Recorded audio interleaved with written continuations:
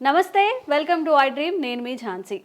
చాలా మంది aspirants government job కొట్టాలి, గవర్నమెంట్ జాబ్లో సెటిల్ అవ్వాలి అనుకుంటారు. మరి కాంపిటేటివ్ ఫీల్డ్లోకి వచ్చాక ఎయిదర్ ఎస్ఎస్సి అవ్వనివ్వండి, రైల్వే అవ్వనివ్వండి, అలాగే బ్యాంక్స్ జాబ్స్ కానివ్వండి, గ్రూప్స్ కానివ్వండి, ఏ జాబ్స్ మనం ప్రిపేర్ అవ్వాలి అన్నా కానీ ఖచ్చితంగా 3 రూల్స్ పాటించాలి అని అంటున్నారు. మరి ఆ 3 రూల్స్ ఏంటి, ఇవి పాటిస్తే మనం తొందరగా జాబ్ కొట్టే అవకాశం ఉందా, ఈ విషయాలన్నీ డిస్కస్ చేద్దాము. ప్రస్తుతం అంతా ఉన్నారు ఏపటోమ్ ఐఏఎస్ అకాడమీ ఫ్యాకల్టీ, ఇంకా నిపుణ కాలమిస్ట్ సురేష్ కుమార్ గారు. నమస్తే అండి. నమస్తే అండి.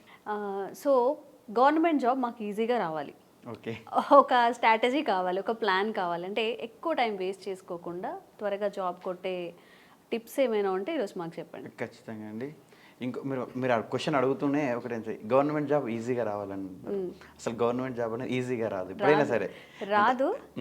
కానీ మా వైపు నుంచి రిక్వెస్ట్ అనమాట. ఓకే, సో ఇక్కడ థింగ్ ఏంటంటే ఈ గవర్నమెంట్ జాబ్ మనం ఎన్ని కాంపిటేటివ్, లైక్ మీరు ఆర్ఆర్బి కానీ, గ్రూప్స్ కానీ, ఎస్ఎస్సి సిజిఎల్ కానీ, డిఎస్సి లాంటి ఎగ్జామినేషన్స్ ఏది తీసుకున్నా కూడా చాలా మంది ఆస్పిరెంట్ నేను చూస్తూ ఉంటాం కదా, కొన్ని థౌజండ్స్ ఆఫ్ ద ఆస్పిరెంట్ చూస్తూ ఉంటాం రెగ్యులర్గా. సో ఇక్కడ వాళ్ళు ఏం చేస్తున్న మైనస్ ఏంటంటే, చాలా మంది, అంటే అందరి గురించి కాదు, చాలా మంది ఆస్పిరెంట్ అంటే నెంబర్ ఆఫ్ ఎక్కువ మెజారిటీ ఆస్పిరెంట్స్ ఏం చేస్తారంటే అసలు ఫస్ట్ సిలబస్ షీట్ చూడట్లేదు. సిలబస్ షీట్ చూడకుండా డైరెక్ట్ మార్కెట్లోకి వెళ్ళి నేను డిఎస్సి ప్రిపేర్ అవుతున్నా, నేను గ్రూప్స్ ప్రిపేర్ అవుతున్నా, ఒక మంచి బుక్ లేవు ఇవ్వండి అని బుక్ స్టాల్ వాళ్ళని అడుగుతున్నారు.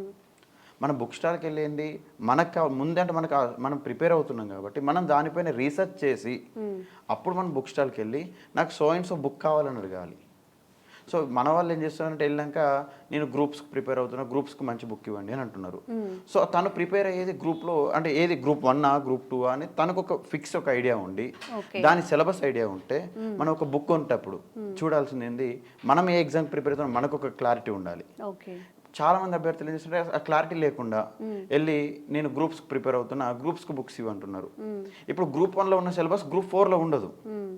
సో ఇప్పుడు నువ్వు గ్రూప్ 1కి ప్రిపేర్ అవుతున్నావా, గ్రూప్ 4కు ప్రిపేర్ అవుతున్నావా, అది అభ్యర్థికి క్లారిటీ ఉండాలి. గ్రూప్ 4లో సిలబస్ డిఫరెంట్గా ఉంటుంది, గ్రూప్ 1లో సిలబస్ డిఫరెంట్. నువ్వు గ్రూప్స్ బుక్ అనగానే హిస్టరీ బుక్ అనగానే ఏదో ఒక మార్కెట్లో ఉన్నటువంటి గైడ్ ఇస్తారు మీకు, అందులో ఆ బుక్ తీసుకొని మనం ఏం చేస్తుంటాం, చదువుతూ ఉంటాం. నువ్వు గ్రూప్ 4 ఎగ్జామ్ రాస్తున్నావు, అందులో గ్రూప్ 1 కంటెంట్ ఉంది, గ్రూప్ 4లో నీకు ఆ సిలబస్ లేదు, కొన్ని టాపిక్స్ స్పెసిఫిక్ టాపిక్స్ లేవు, కానీ నువ్వు చదువుతున్నావు. అప్పుడు నీకు ఏం యూజ్ ఉంటుంది అంటే ఆ ప్రిపరేషన్ అనేది టైం అనేది వేస్టే కదా. సో ఇట్లా చాలామంది, అంటే ఏదైనా సరే ఎగ్జామినేషన్, ఇప్పుడు ఫస్ట్ ఒక ఆస్పిరెంట్ ఎప్పుడైనా సరే ఈజీగా సక్సెస్ కావాలంటే, మీరు అన్నట్టు తొందర సక్సెస్ కావాలంటే ఫస్ట్ తను ఏ ఎగ్జామ్ ప్రిపేర్ అవుతుందో ఆ ఎగ్జామినేషన్కి సంబంధించినటువంటి సిలబస్ షీట్ తీసుకోవాలి. నువ్వు ఆర్ఆర్బి ఎగ్జామ్ ప్రిపేర్ అవుతున్నావా, ఆర్ఆర్బిలో రకరకాలు ఉంటాయి, లోకో పైలట్ అని ఉంటుంది, మనకు ఈ గ్రూప్ డి అని ఒకటి ఉంటుంది, రైల్వేకి సంబంధించి చూసుకున్నట్టయితే ఏఎల్పి ఎగ్జామినేషన్ ఉంటుంది, గ్రూప్ డి ఎగ్జామినేషన్ ఉంటుంది, ఎస్ఎస్సిజిఎల్లో రకరకాల పోస్టులు ఉంటాయి. ఒక్కొక్క దానికి ఒక్కొక్క రకమైన సిలబస్ ఉంటాయి, అంటే చిన్న చిన్న వేరియేషన్స్ ఉంటాయి. కామన్ సిలబస్ ఉన్నప్పటికీ కూడా చిన్న చిన్న వేరియేషన్స్ ఉంటాయి. ఇప్పుడు గ్రూప్ 1 గ్రూప్స్ అన్నిటికీ జనరల్ స్టడీస్ ఉంటాయి, అందులో చిన్న చిన్న చేంజెస్ ఉంటాయి. సో వీటిపైన మనకు క్లారిటీ ఉండాలంటే ఫస్ట్ మనం తెలియాల్సిందంటే కాంపిటేటివ్ ఎగ్జామినేషన్ ఎవరు ప్రిపేర్ అవుతున్నా కానీ, అది ఏ ఎగ్జామ్ అయినా, బ్యాంకే కానీ ఏదైనా కానీ, వాళ్ళు చేయాల్సింది ఏంటంటే ఫస్ట్ థింగ్ సిలబస్ షీట్ తీసుకోవాలి. సిలబస్ షీట్ తీసుకున్న తర్వాతనే బుక్స్ తీసుకోవాలి. ఆ సిలబస్ షీట్ అనేది ఏదో తీసుకున్నామంటే ఒక ప్రింట్అవుట్ తీసి పెట్టుకోవడం కాదు, మార్కెట్లో ఒక బుక్ తీసుకుని కాదు. ఈ ప్రిపరేషన్ కన్నా ముందు ఆ సిలబస్ షీట్, కాంపిటేటివ్ ఎగ్జామినేషన్ కోసం ప్రిపేర్ అయ్యే వాళ్ళు వాళ్ళ గైడ్స్ కన్నా ఫస్ట్ ఖురాన్, మనం బేసిక్గా ఒక్కొక్కరు ఒక్కొక్క రకం అవుతారు, ఖురాన్, బైబిల్, భగవద్గీత. ఈ కాంపిటేటివ్ ఎగ్జామినేషన్ కోసం ప్రిపేర్ అయ్యేటువంటి ఆస్పిరెంట్స్కు వాళ్ళ ఖురాన్ అయినా, వాళ్ళ బైబిల్ అయినా, వాళ్ళ భగవద్గీత అయినా ఏదైనా ఫస్ట్ సిలబస్ షీట్. అంటే ఆ సిలబస్ షీటే నీకు ఖురాన్, ఆ సిలబస్ షీటే భగవద్గీత, ఆ సిలబస్ షీటే నీకు బైబిల్ అనుకొని ఆ సిలబస్ షీట్ను నువ్వు ప్రాపర్గా చదివి అందులో ఏ ఏ టాపిక్స్ ఉన్నాయి అని నీకు ఫస్ట్ ఒక అవగాహన ఉంటే నువ్వు దేన్ని చదవాలంటే, కొన్ని టాపిక్స్ ఉంటాయి, కొన్ని ఎగ్జామ్స్ తీసుకుంటే ఏన్షియంట్ హిస్టరీ ఉండదు. మనకు బయట మార్కెట్లో వెళ్ళి హిస్టరీ బుక్ ఏమంటే ఒక బుక్ ఇస్తారు, ఆ బుక్ ఏంది అన్ని కాంపిటేటివ్ ఎగ్జామినేషన్స్ బేస్ చేసుకుని బుక్ ఇస్తాడు. ఇప్పుడు కొన్ని ఎస్పెషల్ ఎగ్జామినేషన్స్కు ఏన్షియంట్ హిస్టరీ అనేది ఉండదు, మిడివల్ హిస్టరీ కూడా ఉండదు, అంటే ప్రాచీన భారతదేశ చరిత్ర ఉండదు, మధ్యయుగ భారతదేశ చరిత్ర ఉండదు, మోడర్న్ హిస్టరీ, నేషనల్ మూవ్మెంట్ ఉంటుంది. ఈయన హిస్టరీ బుక్ తీసుకొని ఏన్షియంట్ సిలబస్ చదువుతాడు, మిడివల్ చదువుతాడు, మోడర్న్ చదువుతాడు. అసలు ఆయనకి ఏన్షియంట్ మిడివల్ హిస్టరీ అవసరమే లేదు ఆ ఎగ్జామ్కు. బట్ అది చదవడం ద్వారా ఒక 15-20 రోజుల టైం వేస్ట్ అవుతుంది. అంటే మనం దేనికి ప్రిపేర్ అవుతున్నాం మనకు దానిపైన కాన్సన్ట్రేషన్ ఉండి ఆ సిలబస్ షీట్, నేను అనేది ఏ బుక్ తీసుకుంటాను కదా, ఫస్ట్ నువ్వు సిలబస్ షీట్ నీకు మొత్తం మైండ్లో ఎక్కడైనా సరే నువ్వు ఏ ఎగ్జామ్ చదువుతున్నావు అంటే నీకు ఫస్ట్ ఒక సిలబస్ షీట్ పైన ఒక అవగాహన ఉంటేనే అవును. నీ ప్రిపరేషన్ స్టార్ట్ చేయి. అప్పటి వరకు అసలు ప్రిపరేషన్ స్టార్ట్ చేయకు. బయటికి వెళ్ళి ఏదో ఫస్ట్ స్కూల్ బుక్స్ తీసుకొని అదంటే అవన్నీ నెక్స్ట్ సెకండ్ థింగ్. ఫస్ట్ నువ్వు తీసుకోవాల్సింది స్కూల్ బుక్స్ పెట్టి ఒక 10,000 పెట్టి ఎన్సీఆర్టీస్ బుక్స్ కొనుక్కోవడము, లేదంటే మార్కెట్లో ఉన్న ఒక 5,000 పెట్టి గైడ్స్ కొనుక్కోవడం కాదు, బయట ప్రైవేట్ ఆథర్కి సంబంధించిన గైడ్స్ కాదు. ఫస్ట్ కొనుక్కోవాల్సింది 10 రూపాయలు పెట్టి ఆ యొక్క ఎన్సీఆర్టీ పేపర్కి సంబంధించినటువంటి సిలబస్ షీట్కి సంబంధించినటువంటి ఆ ప్రింట్అవుట్ తీసుకో. ఓకే. మళ్ళీ ఇంకోటి ఏంటంటే చాలామంది సిలబస్ షీట్ అంటే గూగుల్లో సెర్చ్ చేసినటువంటి సిలబస్ షీట్లు తీసుకుంటుంటారు. లేదు, ఎందుకంటే రెగ్యులర్గా ఎగ్జామినేషన్ ప్యాటర్న్ చేంజ్ అవుతుంటుంది. సో మీరు తెలంగాణ పబ్లిక్ సర్వీస్ కమిషన్ సంబంధించిన ఎగ్జామ్స్ ప్రిపేర్ అవుతుంది, టీఎస్పీఎస్సీకి సంబంధించిన ఎగ్జామ్స్ ప్రిపేర్ అయితే టీజీపీఎస్సీ వెబ్సైట్లోకి వెళ్తే మీకు సిలబస్ షీట్ దొరుకుతుంది. ఆర్ఆర్బీ అయితే ఆర్ఆర్బీ వెబ్సైట్లోకి వెళ్తే మీకు సిలబస్ షీట్ అంటే అఫీషియల్ వెబ్సైట్ నుంచి తీసుకోండి, అక్కడ నుంచి మనకు ట్రూ కాపీస్ ఉంటాయి. లేదంటే కొంతమంది బయట ట్రాన్స్లేట్ చేసి ఇస్తూ ఉంటారు, వాళ్ళు 1-2 అంటే కొన్ని ట్రాన్స్లేషన్ దగ్గర అక్కడ ఇక్కడ మిస్టేక్ జరిగినాయి అనుకోండి, మీరు అనవసరంగా మీరు దాన్ని అంత చదివినటువంటి టైం వేస్ట్ అయిపోతుంటుంది. సో మనం ఏ కాంపిటేటివ్ ఎగ్జామ్ తీసుకున్నా అది మీరు అన్నట్టు ఏది తీసుకున్నా కూడా ఫస్ట్ సిలబస్ షీట్, ఆ సిలబస్ షీట్ చదివినాకనే మిగతా ఎగ్జామ్స్ అంటే మిగతా సంబంధించిన సబ్జెక్ట్స్ ఏవైతే ఉన్నాయో అవి ఈజీగా మీరు క్లియర్ చేయగలరు. అంటే ఈ సబ్జెక్ట్ చదువుతున్నా, ఓకే నాకు సిలబస్ షీట్, అప్పుడు మీరు ఈజీగా మీకు సిలబస్ షీట్ ఐడియా ఉంటే రేపు గ్రూప్ 1 అయినా గ్రూప్ 2 అయినా 2 సిలబస్ షీట్లు పక్కన పెట్టుకోండి. ఇక్కడ కామన్ సిలబస్ ఏముంది, ఇక్కడ కామన్, రెండింటికి కలిపి చదువుకోండి. అప్పుడు ఓకే ఇక్కడ మిడివల్ హిస్టరీ అడుగుతున్నాడు, ఇక్కడ కూడా మిడివల్ హిస్టరీ ఉంది, సో నేను మిడివల్ హిస్టరీని గ్రూప్ 1 అంటే డిస్క్రిప్టివ్ ఓరియంటేషన్లో చదువుకుంటే నాకు అది ఎంసీక్యూస్కి ఎట్లా అప్లై చేయాలో అక్కడే చదువుకుంటాం, మళ్ళీ డబుల్ ప్రిపరేషన్ కూడా ఉండదు. అంటే ఇట్లా ఒకవేళ ఇదే జీకే ఉందనుకోండి, ఈ జీకేకి సంబంధించి నీకు ఇంకా ఆర్ఆర్బీ లాంటి దగ్గర కూడా అడుగుతున్నారు, ఓకే నేను దీంతో ఒక 50% సిలబస్ అంటే నేను గ్రూప్స్కు చదివేటువంటి సిలబస్ తోటి ఒక 50% నాకు ఆర్ఆర్బీకి కూడా వస్తుంది. సో అక్కడ అడిషనల్ ఇంకేమన్నా ఉంటే ఒకవేళ నీకు ఇక్కడ టైం ఉంది, అక్కడ నేను చదువుకుంటా, నేను ఆర్ఆర్బీ కూడా గ్రూప్స్కి చదివేటువంటి ఆస్పిరెంట్ ఆర్ఆర్బీ రాయాలనుకుంటాడు, ఆ సిలబస్ షీట్ తీసుకో. ఫస్ట్ ఏదో బయట ఉంది కదా 100 రూపాయలు 200 పెట్టి అప్లై చేద్దాం కాదు, ఆ సిలబస్ షీట్ తీసుకో. నువ్వు ప్రిపేర్ అయ్యేటువంటి ఎగ్జామినేషన్ సిలబస్ షీట్ తీసుకో.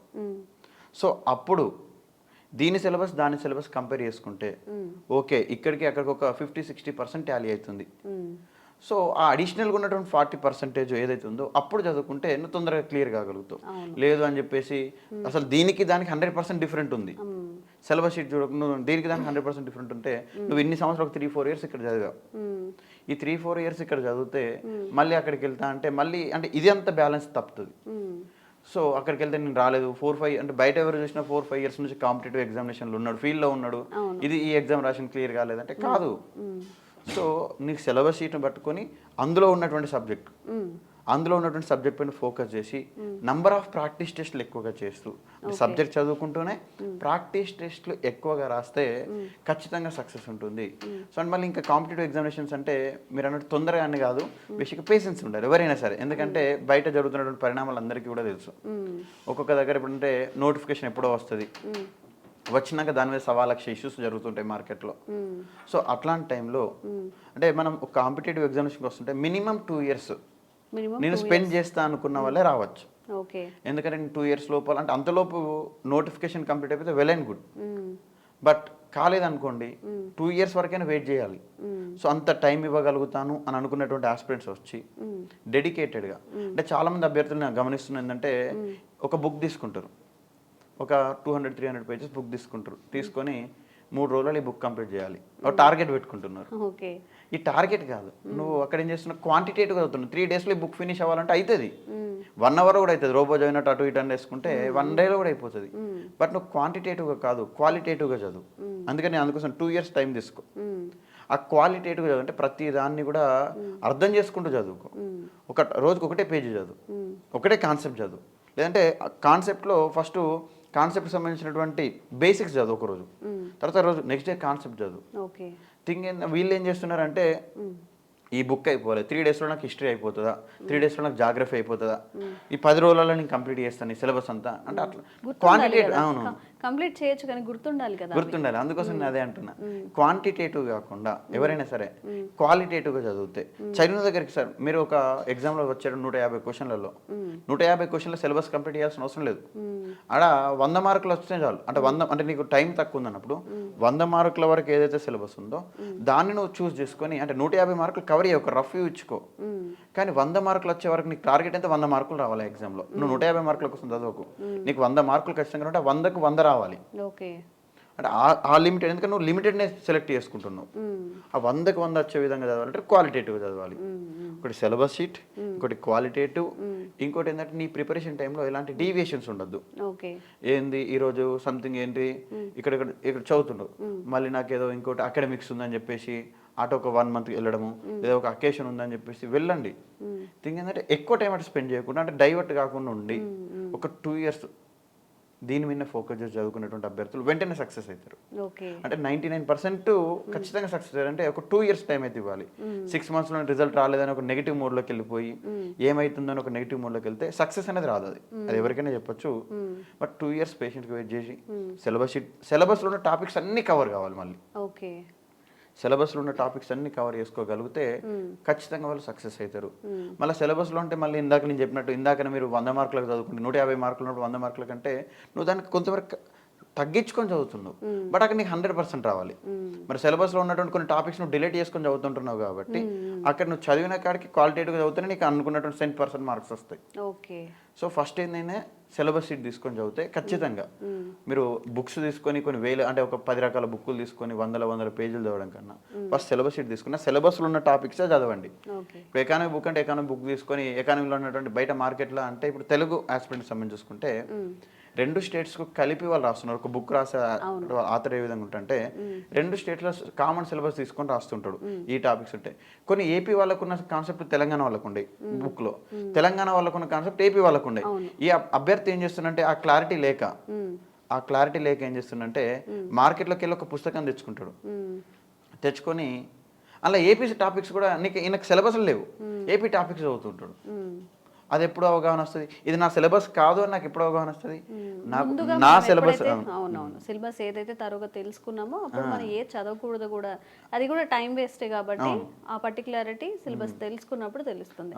నిజంగా మీరు చెప్పినట్టు సిలబస్ క్వాలిటీగా చదవడం, డీవియేషన్స్ లేకుండా, ఈ 3 అనేది చాలా ప్రధాన పాత్ర పోషిస్తాయి గవర్నమెంట్ జాబ్లో. థ్యాంక్ యూ అండి. Thank you so much.